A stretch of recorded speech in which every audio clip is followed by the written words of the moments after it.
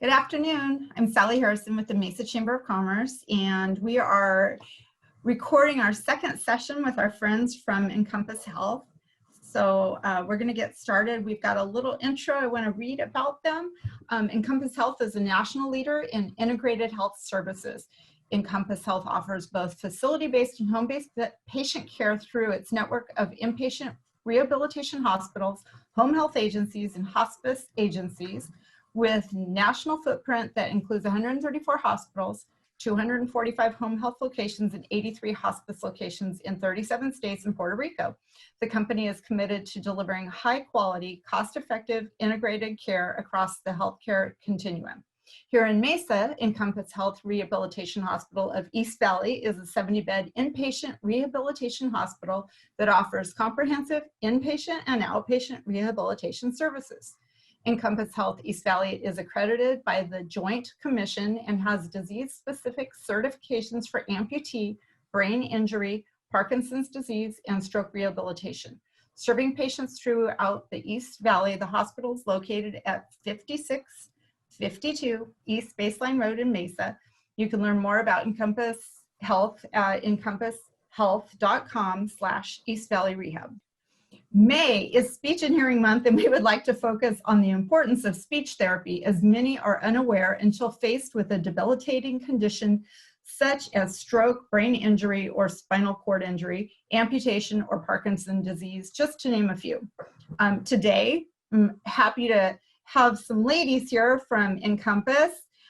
Joanna Hester, Katie Whites, and Cara Davis are here from Encompass Health East Valley Rehabilitation Hospital in Mesa to share some of the insights on speech therapy. So ladies, if you're ready, we have some questions that I want to ask of you, and you might have to help me with some of this lingo. So can you talk about the different settings that an SLP can work in, and maybe inform all of us what an SLP is? Sure. So an SLP is a speech and language pathologist, and I think a lot of people confused with what our profession is called, because they think of speech as of talking only. And so a lot of times we'll go into a patient's room and they'll say, "Why are you? There's nothing wrong with my speech. I don't know why you're here." And so there's all this constant explanation of what we do. So there's a lot of different settings we work in. Obviously, we work in acute rehabilitation, both inpatient and outpatient. There's acute hospitals. There's private practices, there's home health, there's the educational school setting. Yeah, it's really cool because you can work in multiple settings. You have a lot of flexibility. Like, there's a lot of medical settings, and then for the pediatrics, if you prefer to work with children, or you can do both. The school settings, you can work in the NICU, working on feeding with infants, early intervention, so going into the homes with kids. Pediatric outpatient, and then with adults in all the settings I think you said most of them, skilled nursing facility, outpatient. Yeah, so we're everywhere. Yeah. It sounds like it. Can you talk about how much education you need to be an SLP? Yeah, so to be an SLP, you need your master's degree. I know all of us here at the hospital have our master's degrees in communication disorders. There are other avenues. I know for people who don't want to do a master's degree, they only want to do a bachelor's degree. You can be what we call an SLPA, I call them a SLPA, and they're basically assistants. You can work if you're a SLPA, you can work in the schools, private clinics, home health. However, you cannot work in the hospital. That's the only difference there. And I know there's also doctorate level if someone wants to research and education as well. So that's pretty much, but to be an SLP, you have to have a master's degree from an accredited university. Okay. Got it. What role do SLPs play with patients who have been diagnosed with COVID-19? So that is constantly evolving. It's very new for everybody. I think so far our profession has done a really good job trying to adapt and meet our patients' needs, while also doing what we can to reduce exposure and of PPE to save it for those professionals who really need it and are really in the front lines. So there is some preliminary data coming out from Wuhan on different treatment, but we still don't know the full progression of the disease. What we do know typically as an SLP, so if you have any patient or person that has had respiratory failure and they're put on a ventilator for any amount of time, there are things we can see like different disorders or things that can happen after. So oftentimes, because the tube goes here, your trachea is here, your esophagus is here, right? They're side by side. So there can be a lot of damage to those structures. So you can have swallowing problems that develop after, maybe your muscles aren't working as well, your sensory system is a little bit off, so we would work on their swallow function.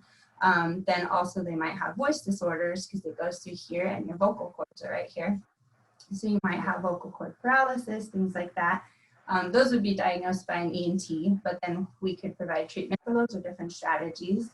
Then also anytime you have reduced oxygen to the brain, there's potential for cognitive deficits. So the patients might present with difficulty with short-term memory, they have trouble concentrating, maybe their problem solving is a little off, they have trouble with planning, spatial skills, things like that. So we would work with that. Then also anytime anybody is in like the ICU for an extended period of time, they can also have confusion or what they call PICS, which is post-intensive care syndrome. And so they present with confusion. So usually an SOP would address all of those things with any of those patients. With the COVID patients, they're kind of, I mean, everybody is different. So, and it's depending on your setting. So in the acute setting, they're really trying to, from what I hear, kind of triage patients and see like, okay, can we preserve this PPE? I can see this patient's chart. They're not ready to be upgraded to any kind of oral diet. Maybe they're on a feeding tube if they're on a ventilator. So they would wait to do that assessment or say, hey, this patient's doing really well. I think we're good to do the bedside swallow eval. And then they could say, we can start you on a diet maybe. And then as they come to us at the acute rehab, really our goal is to get them on a diet so that they can be eating food by mouth. And we say diet, that makes sense to us. I don't know if it makes sense to others. Like they get to actually eat food and so our goal here would just be to get them home, hopefully on a diet as soon as possible, as safely as possible, and to try to prevent any kind of readmission to the hospital. So that would be in not necessarily multiple treatments, but providing lots of education to the patient.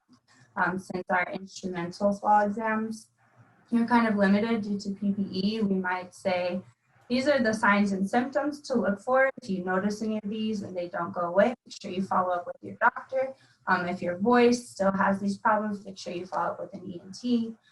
If your cognition, you're noticing these changes, doesn't go away, again, follow up. So I think mostly our role is just a lot of education and getting eating is the main thing I've seen with them, but it's kind of cool. Still learning everything, just cool. It's a little bit of a different world now, I'm sure. Yeah. So can you talk about what other professionals work with SLPs? Yeah, so just like we said, there's lots of settings. I think in all the settings, we really take a multidisciplinary approach because you want any of your treatment, regardless if it's with children, adults, anybody, you want it to be patient-centered and you want it to be functional for that patient. So like in the acute setting, we work closely with our doctors here, and then as a speech therapist, we work closely with the physical therapist and the occupational therapist, nursing. Every week we have team conferences where we'll meet and talk about how the patients are doing, what are their goals, what can we do in each discipline to help them get to their goals or build on what the other ones that are working with. And then also just, I lost my train of thought. Just you get to work with a lot of people. Also, the main person part of the team is definitely your patient, right? Patient family. You need to make sure you're communicating, especially now with all the restrictions from COVID. Family members aren't able to come in and see what the patient is doing. So you really have to make an extra effort to call the family and say, hey, this is what they're doing. We just upgraded them. They're on a regular diet. They're doing great.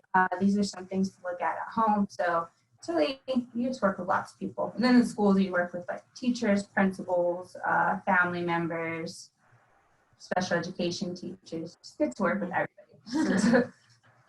So do you want to talk more about what types of patients SLPs would work with? It really depends on the setting, obviously. I also work in a school, and I feel like I have two completely different professions. It ranges, when you're in an acute hospital, it could be working with babies in the NICU with feeding and swallowing. It could be stroke victims. You know, there's just a huge range, and that's why I love this profession, because it's just so interesting. It's always different. You know, it's never the same old thing. You know, here in acute, a lot of so car accidents, stroke victims. Oh my gosh, you name it. I mean, we see patients with Parkinson's. Yes. Of diseases. Mm-hmm. Yes, you know, we work on voice. We're working on apraxia, aphasia. Aphasia is when they have trouble finding the right words to say. You know, in the school setting, we work on things as articulation, language disorders, phonological processing, auditory processing. It's just, there's such a huge umbrella of what we work with. And I think that's why I love this profession, because it's something for everyone. You know, if someone wants a good profession, everyone can really find their niche and find out what they're really passionate about. So here's a question for all three of you. What's your favorite part about being an SLP? There's so many different things, but probably just being able to really see a patient from, you know, right after they have gone through something really traumatic, and being able to provide that support, whether it's for their communication or for their swallowing, and being able to see that progress being made, because so much of, you know, human interaction is through our words. And so being able to assist a patient with that, with regaining that ability, be a really bonding experience, and just, you know, being able to provide that safe space for them to where they, even though something might be so hard, the hardest thing they've ever had to go through, they can still, you know, find their words. It's a really rewarding experience. Great. You know, I agree with everything Katie says, and kind of a different perspective. I have 4 kids, and for me, being an SLP is a great mom job. You know, it provides me so much flexibility. And I was in speech when I was a kid. I couldn't say my R's. And so I was kind of, for that kind of made me want to be a speech pathologist in the first place, because I'd kind of been in their shoes. And as a mom, I had 2 kids in speech. So it really, it's kind of, so when I see people progressing, whether it's adults or kids, I really have that empathy, and like, I've been there. I know what it feels like to be on the other side. So. Great. Yeah, it's the same. It's just really awesome to be able to help people, especially like, so I work with kids and adults, and both are so rewarding. That's part of the cool part, is all the people you get to work with, and the different progress you see. So I really enjoy working with adults, because oftentimes it can be so frustrating for them. Like, if you imagine you had just a regular day, and then all of a sudden you had a stroke the next day, you couldn't say any words, or the words you were saying were completely jumbled, didn't make sense to anybody, but you thought they made sense, and how frustrating that would be. And so it's just really rewarding to be able to give them tools to be able to communicate that. Or like, maybe something happened and their swallowing is off, and they haven't had anything, like nothing to drink, nothing to eat for maybe weeks. And you get to be the first one that goes in there and says, okay, let's try these ice chips. Let's see what you do. And then like, you get to give them that. And it's so cool. Or even with a trach patient, like maybe they haven't been able to speak at all. They haven't heard their voice for maybe weeks, who knows how long.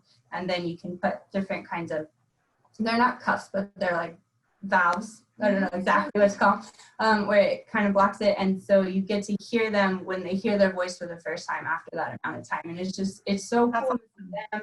And then the family members, it's a really rewarding profession. Very cool. Well, talk about what a typical day in the life of an SLP looks like.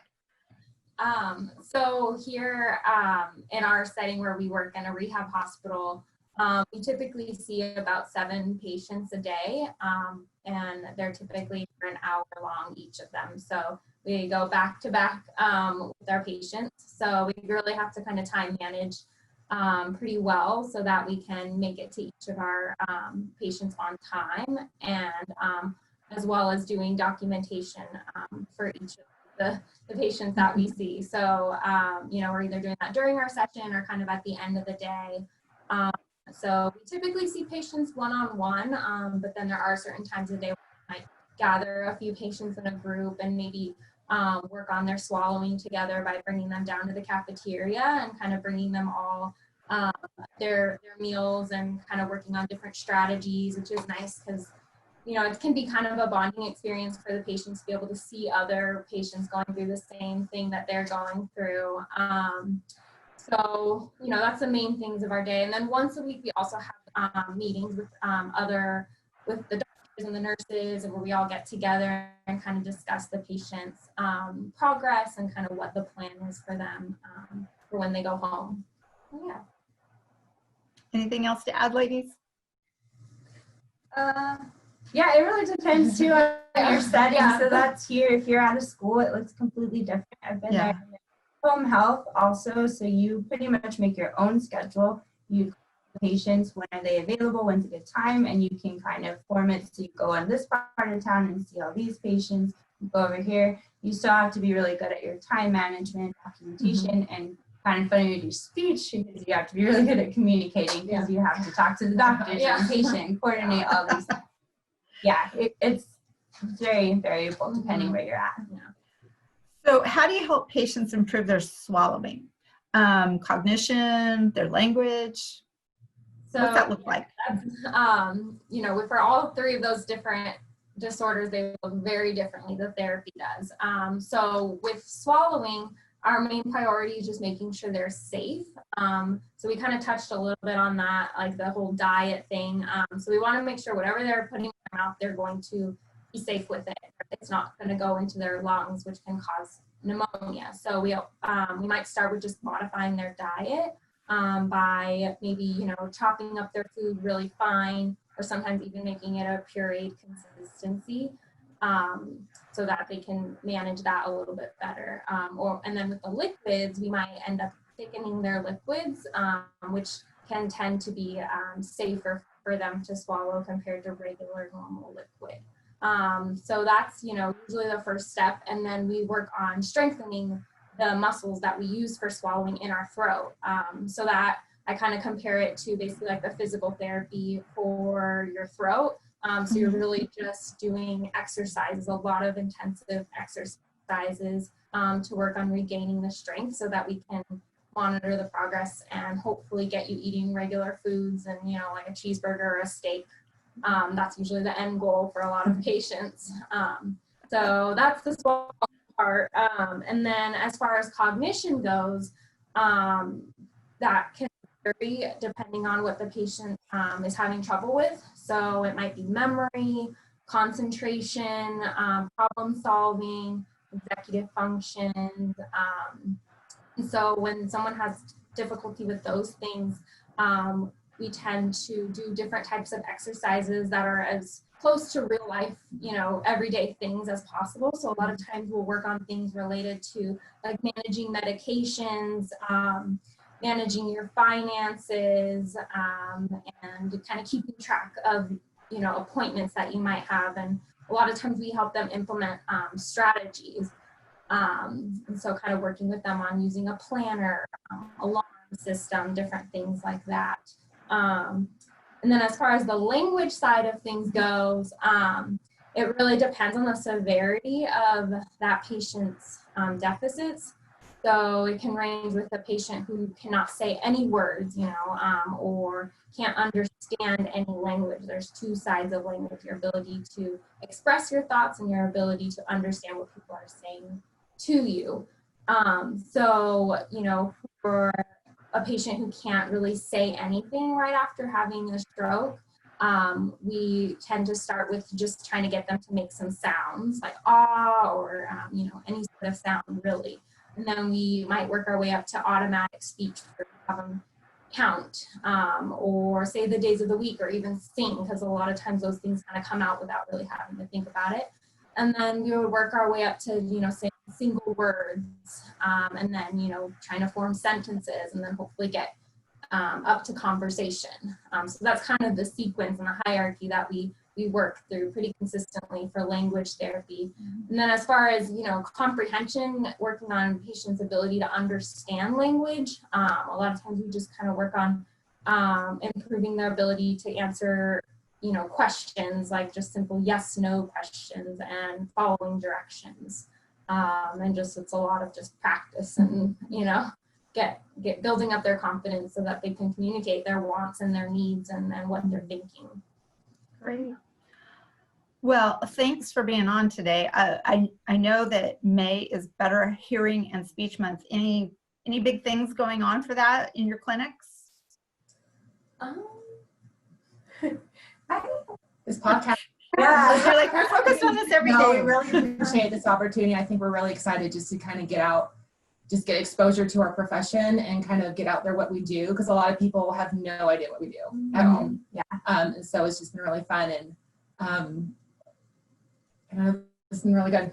Yeah, thank you for having us. Of course, my dad had a stroke when I was in high school. And so for a long, long time, I mean, we're talking better part of a year, he was in all kinds of rehab, including speech. And when you said singing, I remember answering a phone when I was sitting at work at my first job, and he sang happy birthday to me. This is a man who could not speak at all, but he sang happy birthday, and I sat there bawling.